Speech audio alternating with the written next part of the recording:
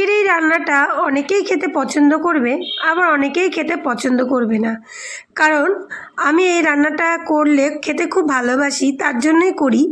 আবার অনেকে এখানকার যা যা আইটেম আছে তার মধ্যে ছিম আছে মেনলি, অনেকে হয়তো ছিম পছন্দ করে না, আমি আবার ছিমটা খুব পছন্দ করি। তো আজকে এই আইটেমটা আমি রান্না করলাম ছিম দিয়ে, আলু দিয়ে, মূলা দিয়ে, পোস্ত দিয়ে একটা তরকারি।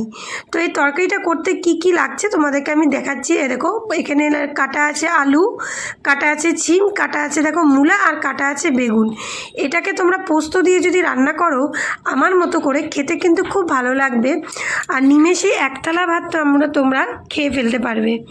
তো যাই হোক, কড়াইয়ে গরম করলাম তেলটাকে, তেলের মধ্যে পাঁচফোড়ন সোমবারা দিয়ে এই যে আমি সমস্ত কিছু কেটে রেখেছিলাম তার আমি ছেড়ে দিলাম। ছেড়ে দেওয়ার পরে এটাকে, প্রত্যেকটা রান্নার নিয়ম আছে, যে কোনো কিছু ছাড়ার পরে সেটাকে কিছুক্ষণ নাড়াচাড়া করে লাল করে ভাজতে হয়, কষাতে হয়। তো এটাকে আমি কিছুক্ষণ লাল করে ভাজবো, কষাবো। উপর দিয়ে দিচ্ছি লবণ, আর দিয়ে দিচ্ছি হলুদ। তো লবণ হলুদ দিয়ে এটাকে আবার নাড়াচাড়া করব।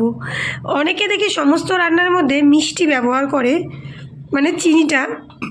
আমি আবার চিনিটা ব্যবহার করি না, কেননা যে আমার মনে হয় মিষ্টি খাবার মিষ্টিতেই ভালো লাগে। আর যেহেতু এটা ঝাল ঝাল করে করব, তো এটা ঝালই ভালো লাগবে, ওই জন্য আমি চিনি কিছু দিইনি। তো অনেকক্ষণ ভাজা টাজার পর, কষানোর পর দেখো এইটুকু হয়ে গেল। এক কড়াই ছিল কিন্তু এখন অল্প হয়ে গেল, সামান্য পরিমাণে। তারপরে এটাকে আমি অনেকক্ষণ নাড়াচাড়া করার পরে উপর দিয়ে দিচ্ছি আমি পোস্ত বেটে রাখছিলাম। পোস্তর মধ্যে 3-4টা লঙ্কা দিয়ে বেটে রাখছিলাম, সেই পোস্ত বাটাটা ছেড়ে দিলাম। ছেড়ে দেওয়ার পর এটাকে আবার কিছুক্ষণ নাড়াচাড়া করব, যাতে এই সমস্ত সবজির গায়ে গায়ে এই পোস্তটা আটকে যায়, আর খেতে আরও হেভি টেস্ট হবে। তো পোস্তটা আটকে যাওয়ার পর এরকম শুকিয়ে গেল, তারপরে আমি আবার একটু নাড়াচাড়া করে এর মধ্যে জল দিব। আর এই দেখো আমি একটু টমেটোও দিয়ে দিয়েছি, কারণ আমি যে কোনো রান্নায় না টমেটোটা ব্যবহার করি। টমেটো ব্যবহার করলে যে কোনো রান্নার স্বাদ খেতে খুব টেস্টি হয়ে যায়। তারপরে জল দিয়ে দিলাম, জল দিয়ে এবার একটা ঢাকনা দিয়ে এটাকে আমি ঢেকে দিব। ঢাকনা দিয়ে ঢেকে দিলে হবে কি, এটা সুসিদ্ধ হয়ে যাবে। তো যাই হোক, এবার এটাকে আমি একটা ঢাকনা দিয়ে ঢেকে দিচ্ছি। ঢেকে দেওয়ার পর কিছুক্ষণ পর এটা যখন কষানো হয়ে যাবে, আমি এটাকে নামিয়ে নেব। তো জলটা একটু বেশি দিলাম, কারণ ছিমটা অনেক সময় না ডাঁট থাকে, ছিমটা সুসিদ্ধ না হলে খেতে কিন্তু ভালো লাগবে না।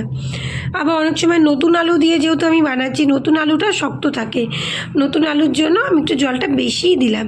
তো দেখো এটা হয়ে আসছে প্রায়, তোমাদের সাথে গল্প করতে করতে কখন যে এটা হয়ে গেছে আমি টেরই পাইনি। তো যাই হোক হয়ে গেছে, এবার আমি একটা বাটিতে এটাকে নামিয়ে নিব। তো এটা হলো ছিম পোস্ত বা ছিমের তরকারি বা ছিমের ঘন্ট, যে যা পারো বলতে পারো, কিন্তু সবাইকেই বলবো একটু রান্না করে খেয়ে দেখো বাড়িতে, খেতে কিন্তু হেভি টেস্টি হয়েছে এবং হেভি টেস্ট লাগে। এটা দিয়ে নিরামিষের দিনে ভাত খেতে খুব ভালো লাগে, আমিষের দিনেও খেতে ভালো লাগে, নিরামিষের দিনে হলে ভালোই লাগে। তো আজকের ভিডিও এই পর্যন্তই থাকলো, চলো